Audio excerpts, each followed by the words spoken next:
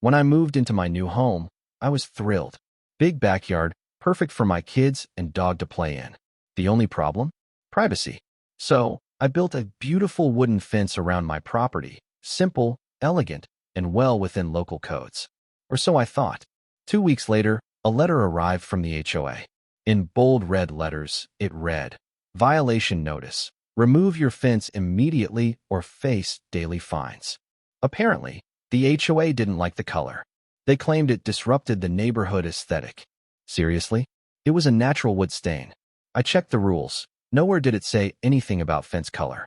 So I called them. "Sorry, sir," the woman on the phone said with zero sympathy. "If you don't remove it, you'll be fined $200 a day." $200 a day for a fence. I asked if I could paint it the approved color. She said no, the fence itself was not approved. That's when I realized this wasn't about the fence. It was about control. So, I decided if they want me to remove it, fine. But not before I make this fence the most legendary thing this neighborhood has ever seen. For the next week, I worked day and night. I repainted the fence in bright, vivid colors, a gradient sunset that turned my backyard into an art piece.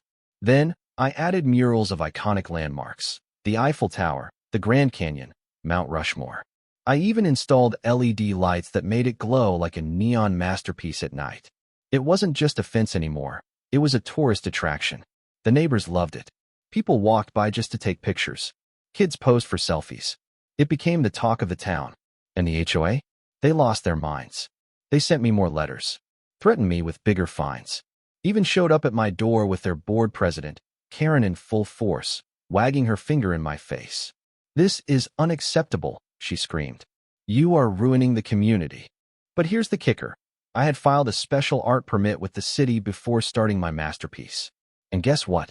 The city approved it. My fence was now protected as public art. The HOA couldn't touch me. When I showed Karen the paperwork, the look on her face was priceless. She stormed off, furious, while my neighbors cheered.